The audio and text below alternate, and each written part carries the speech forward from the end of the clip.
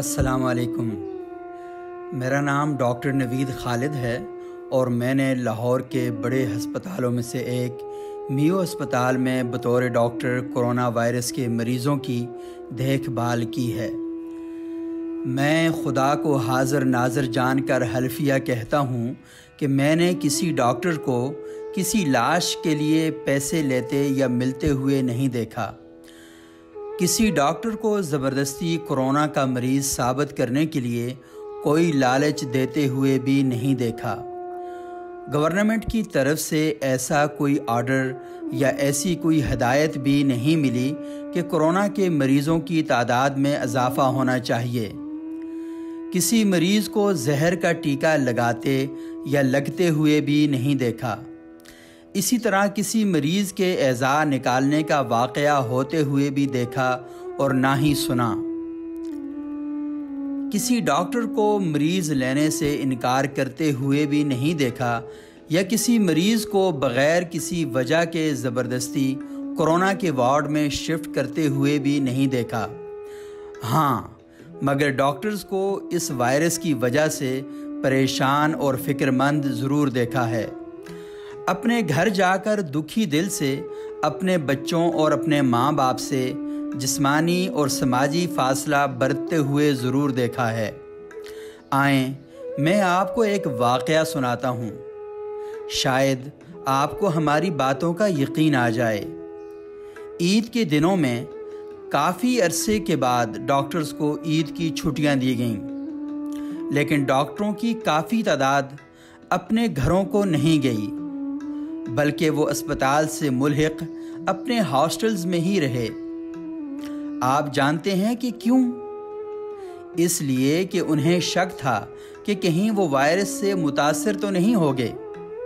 इसलिए कि वो रोज़ाना कोरोना वायरस के मुतासरीन के करीब रहते हैं, उन्हें देखते हैं, उनका इलाज करते हैं, अपनी ज़िंदगियों को मरीज़ों की सेहतयाबी की खातिर दांव पर लगा देते हैं।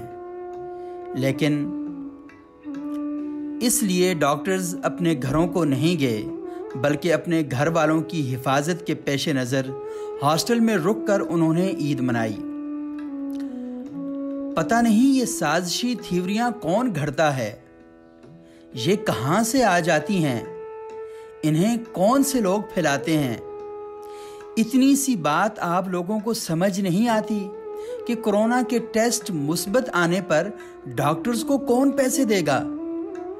डॉक्टर्स को लाशें छुपाकर क्या फ़ायदा हो सकता है? पिछले कुछ अरसे में पाकिस्तान में दर्जन से ज़ायद डॉक्टर्स मरीज़ों का इलाज करते हुए वायरस से मुतासर हुए और जान बहक हो गए। अगर कोरोना साजिश है तो डॉक्टर्स अपने आप को क्यों मार रहे हैं? मेरा ज़ाती ख्याल तो यही है कि कोरोना वायरस के केसेस हुकूमती एदाद व शुमार से बहुत ज़्यादा हैं, क्योंकि लोग अब सेहत के मिसाइल के बावजूद अस्पतालों का रुख नहीं करते। वो इन साजिशी थ्योरीज़ की वजह से डरे हुए हैं।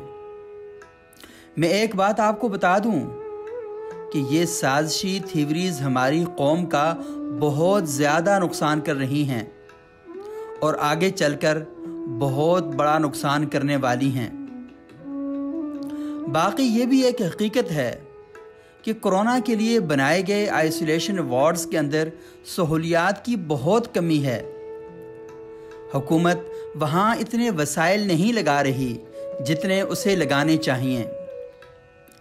और ये भी सच है कि कोरोना की वजह से डॉक्टर्स शदीद ज़हनी तनाव और एसाबी दबाव का शिकार हैं।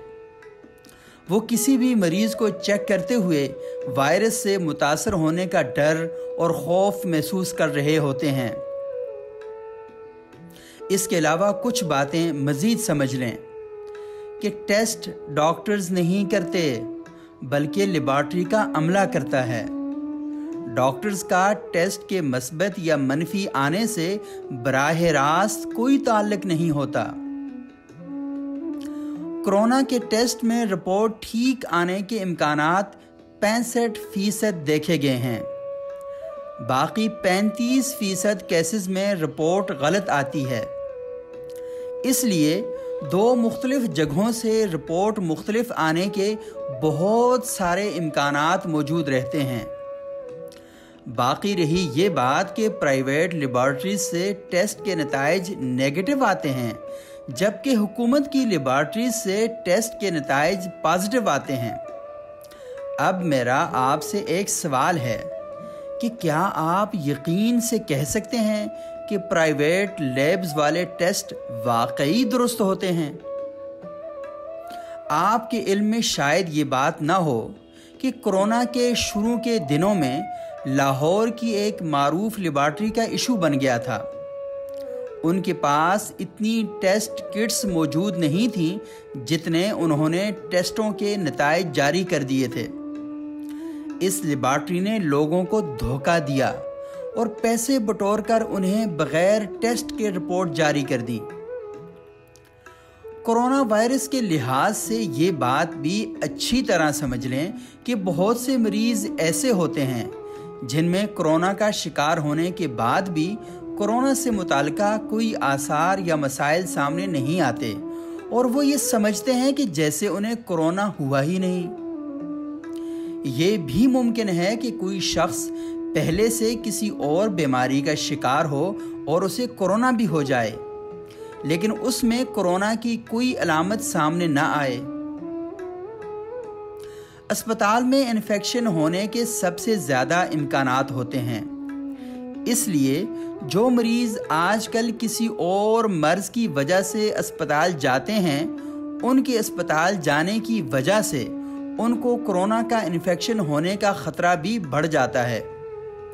اس لیے اسپتال جانے والے کسی بھی مریض میں کورونا پازیٹیو ہونے کے قوی امکانات ہوتے ہیں۔ باقی رہی یہ کہانی تو خدا کے لیے اسے سنانا تو بند کر دیں کہ چنگا پلا بندہ سی اسپتال گیا ہے تے کورونا دا مریض کہہ کے انہوں مار دیتا ہے۔ اگر واقعی بھلا چنگا تھا تو آپ اسے اسپتال لے کر ہی کیوں گئے؟ اور اگر اسپتال لے گئے ہیں تو ان ڈاکٹرز پر بھروسہ ہی کر لیں۔ اگر بھروسہ نہیں کر سکتے تو خدا را اپنے گھروں میں رہیں۔ لوگ اپنے مریضوں کو لے کر اسپتال آتے ہیں، ڈاکٹرز ان کا علاج کرتے ہیں۔ اگر کوئی فوت ہو جائے تو ڈاکٹرز پر تشدد کیا جاتا ہے۔ یہ ڈاکٹرز بھی انسان ہیں۔ جب مریضوں کو ان کے اپنے چھوڑ دیتے ہیں تو اس وقت یہ ڈاکٹرز اپنی جان موت کے منہ میں ڈال کر مریضوں کا علاج کرتے ہیں۔ کچھ تو ہوش کے ناخن لیں۔ اسپتال آ کر ڈاکٹرز کو تشدد کا نشانہ نہ بنائیں۔ انہیں جینے دیں، انہیں گالیاں نہ دیں، ان پر ڈنڈے نہ برسائیں۔ اپنا سارا جوش ان ڈاکٹرز پر نہ نکالیں جن کو حکومت لاوارثوں کی طرح چھوڑ چکی ہے، جنہیں سیکیورٹی کے نام پہ ضرورت کے مطابق چوکیدار اور گارڈ تک فراہم نہیں کیے جاتے۔ ان پر جب اور جس وقت جس کا جی چاہے حملہ کر دیتا ہے۔ لاہور ہی میں آپ نے دیکھا ہوگا کہ کس طرح وکلاء گردی کرتے ہوئے اسپتال پر حملہ کر دیا تھا۔ کچھ تو خدا کا خوف کریں، خود بھی جئیں اور دوسروں کو بھی جینے دیں۔ آخر میں میری آپ سے یہ درخواست ہے کہ خدا کے لیے غیر ضروری گھروں سے باہر نہ نکلیں، ہاتھوں کو دھوتے رہیں، سینیٹائزر کا استعمال ضرور کریں، ماسک پہنیں، مصافحہ کرنے سے گریز کریں، معانقہ نہ کریں یعنی گلے نہ ملیں، جسمانی فاصلہ برقرار رکھیں، شادی بیاہ اور جنازوں کو محدود کریں۔ اگر آپ کو اپنے پیارے عزیز ہیں تو اپنے پیاروں کو محفوظ کرنے کے لیے ہر ممکن اقدامات کریں اور ڈاکٹرز کی ہدایات پر عمل کریں۔ میری دعا ہے کہ اللہ ہم سب پر اپنا رحم کرے اور ہم سب کو اپنی حفظ و امان میں رکھے۔ ایک چھوٹی سی درخواست، اگر ممکن ہو تو لوگوں کو ان سازشی تھیوریوں سے باہر نکالنے کے لیے اپنا کچھ نہ کچھ تو کردار ادا کریں۔ چلیں اور کچھ نہیں کر سکتے تو کم از کم اس ویڈیو کو شیئر کر دیں، اس پوسٹ کو شیئر کر دیں، تاکہ شاید آپ کی وجہ سے دوسروں کو حقیقت جاننے کا موقع مل سکے۔ بہت شکریہ۔ آپ کا اپنا بھائی ڈاکٹر خالد۔